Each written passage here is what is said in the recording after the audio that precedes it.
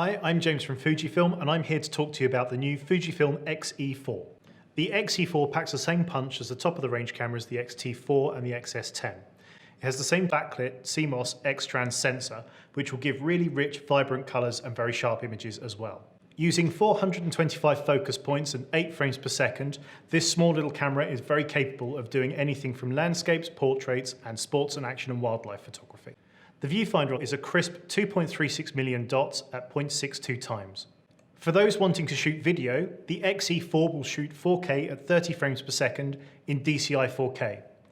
When shooting video, if you're wanting to record yourself, perhaps for a vlog, the screen tilts up, or if you're working on a tripod perhaps, the screen will flip down as well. It will also record 4K video at 30 frames per second in 422 10-bit externally or 420 8-bit internally.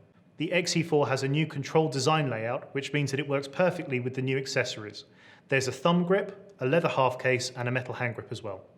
If you want to do slow motion video with the X-E4 will record at 240 frames per second in 1080p.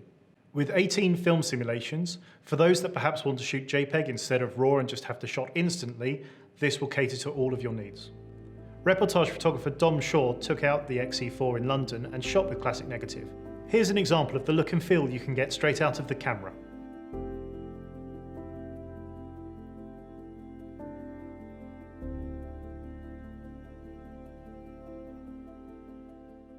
The X-E4 will be available in silver, as you can see here, and also all black.